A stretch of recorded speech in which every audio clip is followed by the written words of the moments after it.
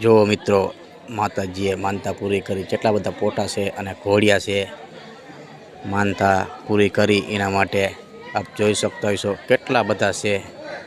માતાજી મસ્ત મજાનું લોકોનું કામ કરે છે।